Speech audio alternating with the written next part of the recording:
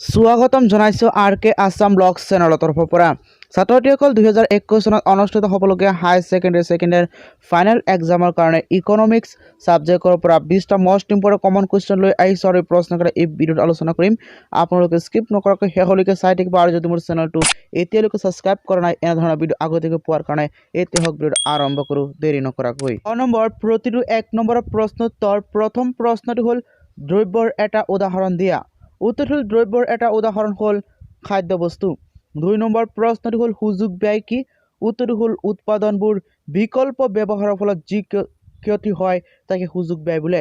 উদাহৰণস্বৰূপে এজন খেতিয়কে যদি বেছিকৈ ধান উৎপাদন কৰিব বিচাৰে তেনেহ'লে খেতিয়কে আনটো সামগ্ৰী কম পৰিমাণে উৎপাদন কৰিব লাগিব, যাৰ ফলত কিছু ব্যয় হয়।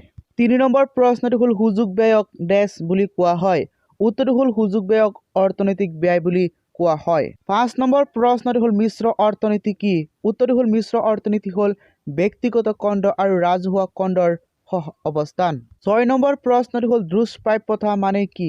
উত্তৰ হ'ল দুষ্প্ৰাপ্যতা মানে হ'ল যিবোৰ বস্তু পাবলৈ টান, অৰ্থাৎ যিবোৰ বস্তু পোৱা সহজে নাযায়। 7 নম্বৰ প্ৰশ্নটো হ'ল বজাৰ অৰ্থনীতি কি? উত্তৰ হ'ল বজাৰ অৰ্থনীতি হ'ল এনে এটা অনুষ্ঠান য'ত বজাৰৰ জৰিয়তে আটাইবোৰ অৰ্থনৈতিক কাৰ্যকলাপ নিৰ্ণয় কৰা হয়। 8 নম্বৰ প্ৰশ্নটো হ'ল আদৰ্শগত অৰ্থনীতি কি? উত্তৰটো হ'ল আদৰ্শগত অৰ্থনীতি হ'ল বিচাৰযুক্ত অৰ্থনীতি য'ত অৰ্থনীতিত কোনো বস্তু বা ঘটনা কেনে হোৱা উচিত বা অনুচিত বিচাৰ কৰি চোৱা হয়। 9 নম্বৰ প্ৰশ্নটো হ'ল যথাৰ্থ অৰ্থনীতি বা বৰ্ণনাভিত্তিক অৰ্থনীতি কি? উত্তৰটো হ'ল যথাৰ্থ অৰ্থনীতি হ'ল অৰ্থনৈতিক আচৰণৰ যুক্তিসংগত বৰ্ণনাত্মক বিশ্লেষণ। 10 নম্বৰ প্ৰশ্নটো হ'ল ব্যষ্টিবাদী অৰ্থনীতি কি? উত্তৰটো হ'ল যেতিয়া অৰ্থনীতিত সমষ্টি গঠনকাৰী গোটসমূহ পৃথকীকৃত কৰি প্ৰতিটো গোটৰ বিষয়ে সুকীয়া সুকীয়াকৈ অধ্যয়ন কৰা হয় তাকে ব্যষ্টিবাদী অৰ্থনীতি বোলে। উদাহৰণস্বৰূপে একোজন ব্যক্তিৰ আয়, সঞ্চয় আৰু বিনিয়োগ। 11 নম্বৰ প্ৰশ্নটো হ'ল সমষ্টিবাদী অৰ্থনীতি কি? উত্তৰটো হ'ল যেতিয়া অৰ্থনীতিৰ সমষ্টি গঠনকাৰী গোটসমূহ পৃথকীকৃত নকৰি সমষ্টিটোক সামগ্ৰিকভাৱে বা সামগ্ৰিক দৃষ্টিভংগীৰে অধ্যয়ন কৰা হয় তাকে সমষ্টিবাদী অৰ্থনীতি বোলে। উদাহৰণস্বৰূপে জাতীয় আয়, জাতীয় সঞ্চয়, সৰ্বমুঠ বিনিময় আৰু উৎপাদন ইত্যাদি।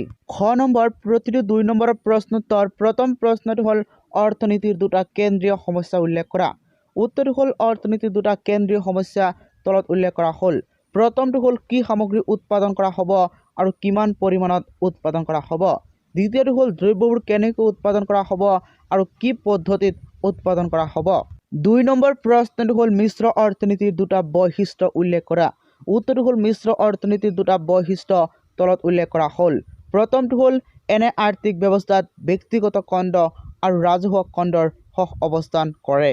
দ্বিতীয় বৈশিষ্ট্যটো হ'ল এনে আৰ্থিক ব্যৱস্থাত কিছুমান গুৰুত্বপূৰ্ণ সিদ্ধান্ত চৰকাৰৰ দ্বাৰা লোৱা হয়। 3 নম্বৰ প্ৰশ্নটো হ'ল বজাৰ অৰ্থনীতিৰ দুটা বৈশিষ্ট্য লিখা। উত্তৰটো হ'ল বজাৰ অৰ্থনীতিৰ দুটা বৈশিষ্ট্য হ'ল প্ৰথমটো হ'ল এনে বজাৰত যোগান আৰু চাহিদাই সামগ্ৰী মূল্য নিৰ্ণয় কৰে। দ্বিতীয়টো বৈশিষ্ট্য হ'ল এনে বজাৰত সামগ্ৰী একোটাৰ দাম বৃদ্ধি হ'লে উৎপাদনকাৰীয়ে সেই সামগ্ৰীটো অধিক উৎপাদন কৰিব। 4 নম্বৰ প্ৰশ্নটো হ'ল ব্যষ্টিবাদী অৰ্থনীতি আৰু সমষ্টিবাদী অৰ্থনীতিৰ মাজত দুটা পাৰ্থক্য লিখা। উত্তৰটো হ'ল ব্যষ্টিবাদী অৰ্থনীতি আৰু সমষ্টিবাদী অৰ্থনীতিৰ মাজত দুটা পাৰ্থক্য তলত উল্লেখ কৰা হ'ল। প্ৰথম পাৰ্থক্যটো হ'ল ব্যষ্টিবাদী অৰ্থনীতি হ'ল সমষ্টি গঠনকাৰী গোটসমূহ পৃথকীকৃত কৰি প্ৰতিটো গোটৰ বিষয়ে সুকীয়া সুকীয়াকৈ অধ্যয়ন কৰা।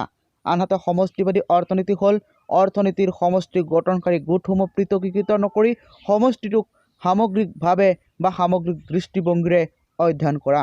দ্বিতীয় পাৰ্থক্যটো হ'ল সম্পদৰ বিতৰণ নিৰ্ণয় কৰাটো ব্যষ্টিবাদী অৰ্থনীতিৰ মূল সমস্যা, আনহাতে আয় আৰু উৎপাদন স্তৰ নিৰ্ণয় কৰাটো সমষ্টিবাদী অৰ্থনীতিৰ মূল সমস্যা। ঘ নম্বৰ প্ৰতিটো 4 নম্বৰৰ প্ৰশ্নোত্তৰ। প্ৰথম প্ৰশ্নটো হ'ল কেন্দ্ৰীয়ভাৱে পৰিকল্পিত অৰ্থনীতি আৰু বজাৰ অৰ্থনীতিৰ মাজত 3টা পাৰ্থক্য উল্লেখ কৰা। উত্তৰটো হ'ল কেন্দ্ৰীয়ভাৱে পৰিকল্পিত অৰ্থনীতি আৰু বজাৰ অৰ্থনীতিৰ মাজত 3টা পাৰ্থক্য তলত উল্লেখ কৰা হ'ল। প্ৰথমটো হ'ল কেন্দ্ৰীয়ভাৱে পৰিকল্পিত অৰ্থনীতিত চৰকাৰে বা কেন্দ্ৰীয় অধিকৰ্তাই অৰ্থনীতিৰ সকলোবোৰ গুৰুত্বপূৰ্ণ কাৰ্যকলাপ পৰিচালনা কৰে। আনহাতে বজাৰ অৰ্থনীতিত বজাৰৰ জৰিয়তে অৰ্থনীতিৰ আটাইবোৰ কাৰ্যকলাপ পৰিচালনা কৰা হয়।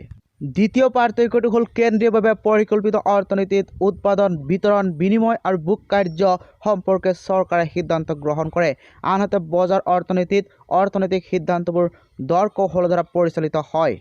ঘ নম্বৰ পাৰ্থক্যটো হ'ল কেন্দ্ৰীয়ভাৱে পৰিকল্পিত অৰ্থনীতিৰ উদ্দেশ্য হৈছে সামাজিক উন্নয়ন সাধন কৰা, আনহাতে বজাৰ অৰ্থনীতিৰ উদ্দেশ্য হ'ল ব্যক্তিগত মুনাফা লাভ কৰা।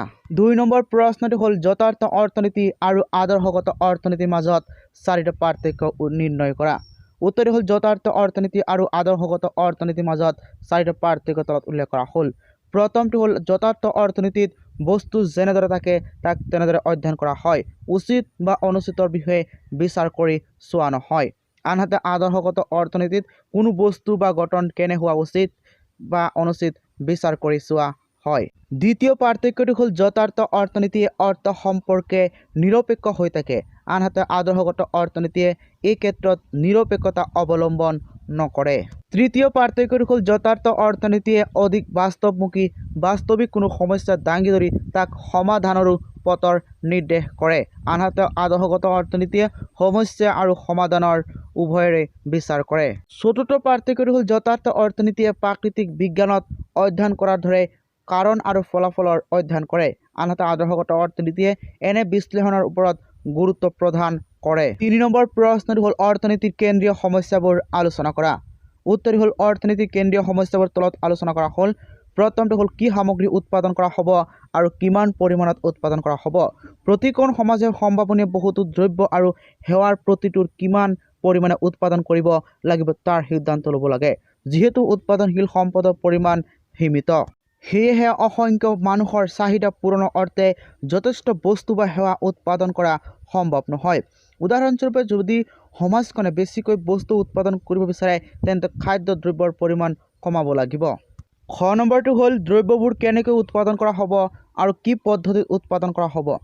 বিভিন্ন দ্ৰব্য আৰু সেৱাৰ প্ৰতিটো উৎপাদন কৰোঁতে প্ৰতিখন সমাজে কোনটো সম্পদৰ কিমানখিনি ব্যৱহাৰ কৰিব লাগিব তাৰ সিদ্ধান্ত ল'ব লাগে, অৰ্থাৎ শ্ৰমিক বেছিকৈ নে যন্ত্ৰপাতি বেছিকৈ ব্যৱহাৰ কৰিব লাগে তাৰ সিদ্ধান্ত ল'ব লাগে।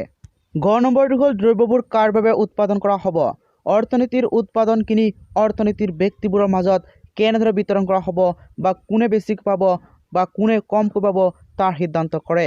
4 নম্বৰ প্ৰশ্নটো হ'ল উৎপাদন সম্ভাৱনীয় সীমাৰেখা বা প্ৰান্তৰৰ বিষয়ে চমুকৈ আলোচনা কৰা।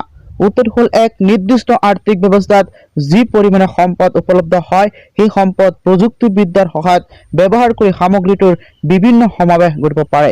ইয়াকে উৎপাদন সম্ভাৱনীয় সীমাৰেখা বা প্ৰান্তৰ বোলে। উদাহৰণস্বৰূপে X সামগ্ৰীটো অধিক পৰিমাণে উৎপাদন কৰিলে সেই একে পৰিমাণৰ Y সামগ্ৰীটোৰ বাবে সম্পদৰ পৰিমাণ কম হ'ব। তলত এখন তালিকাৰ সহায়ত ইয়াক বুজাই দিয়া হ'ল। প্ৰথমে তালিকাখনত দিয়া আছে সম্ভাৱনা ABCDE, তাৰপিছত লিখা আছে দানটো 0 পৰা আৰম্ভ কৰি পেলাই 4 লৈকে হৈছে, তাৰপিছত কপাহটো আছে 10 পৰা আৰম্ভ কৰি শেষ হৈছে 0 লৈকে। ওপৰ তালিকাৰ পৰা দেখা যায় যে আটাইখিনি সম্পদ যদি ধান উৎপাদনত ব্যৱহাৰ কৰা হয় তেন্তে সৰ্বাধিক 4 গুণ পৰিমাণৰ ধান উৎপাদন কৰা হ'ব, আৰু আটাইখিনি সম্পদ যদি কপাহ উৎপাদনত ব্যৱহাৰ কৰা হয় তেন্তে সৰ্বাধিক 10 গুণ পৰিমাণৰ কপাহ উৎপাদন কৰা হ'ব। আকৌ 1 গোট আৰু 9 গোট কপাহ আৰু 2 গোট ধান আৰু 8 গোট কপাহ হ'ব। 3 গোট ধান উৎপাদন কৰিবলৈ বিচাৰিলে আৰু 7 গোট কি হ'ব কপাহ উৎপাদন কৰিব পাৰিব। ইয়াক এখন চিত্ৰৰ সহায়ত তলত উপস্থাপন কৰা হ'ল। চিত্ৰত কেনেকৈ উপস্থাপন কৰা হৈছে এই বিষয়ে তোমালোকক ভালদৰে বুজাই দিম, তোমালোকে চাই যোৱা। ছাত্ৰসকল তোমালোকে দেখিবলৈ পাইছা এই চিত্ৰখন, এইটো হৈছে উৎপাদন সম্ভাৱনীয় সীমাৰেখা বুলি কোৱা হয়। উৎপাদন সম্ভাৱনীয় সীমাৰেখা কোনটো? ইয়াত যিটো ৰেখা তোমালোকে দেখিব পাইছা ডি যিটো আছে ৰেখা কানেক্ট কৰা হৈছে, যিটো এ আৰু ই যিটো কানেক্ট কৰা সংযোগ কৰা হৈছে সেই ৰেখাডালক কোৱা হয় উৎপাদন সম্ভাৱনীয় সীমাৰেখা বুলি কোৱা হয়। এনেকুৱা ধৰণৰ তোমালোকে লিখিব লাগিব উৎপাদন সম্ভাৱনীয় সীমাৰেখাৰ চিত্ৰটো। 5 নম্বৰ প্ৰশ্নটো হ'ল কেন্দ্ৰীয়ভাৱে পৰিকল্পিত অৰ্থনীতিৰ বিষয়ে চমুকৈ আলোচনা কৰা। উত্তৰটো হ'ল কেন্দ্ৰীয়ভাৱে পৰিকল্পিত অৰ্থনীতিত চৰকাৰে বা কেন্দ্ৰীয় অধিকৰ্তাই অৰ্থনীতিৰ সকলোবোৰ গুৰুত্বপূৰ্ণ কাৰ্যকলাপ পৰিচালনা কৰে। দ্ৰব্য আৰু সেৱাৰ উৎপাদন, বিনিময় আৰু উপভোগৰ সকলো গুৰুত্বপূৰ্ণ সিদ্ধান্ত চৰকাৰে গ্ৰহণ কৰে। এই আৰ্থিক ব্যৱস্থাত সাধাৰণতে নিৰ্দিষ্ট সময়ছোৱাৰ বাবে কিছুমান পৰিকল্পনা কৰা হয় আৰু তাত অগ্ৰাধিকাৰ ভিত্তিত কিছুমান লক্ষ্য স্থিৰ কৰা হয়।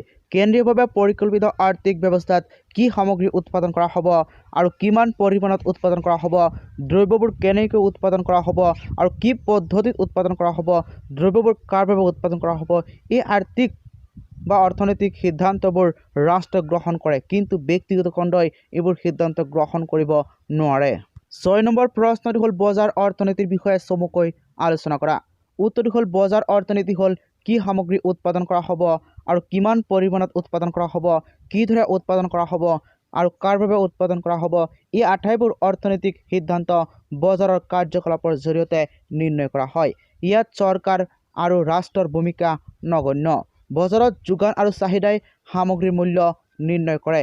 সামগ্ৰী একোটাৰ দাম বৃদ্ধি হ'লে উৎপাদনকাৰীয়ে সেই সামগ্ৰীটো অধিক উৎপাদন কৰিব। চমুকৈ বজাৰ অৰ্থনীতি হ'ল এনে এটা অনুষ্ঠান য'ত বজাৰৰ জৰিয়তে আটাইবোৰ অৰ্থনৈতিক কাৰ্যকলাপ নিৰ্ণয় কৰা হয়।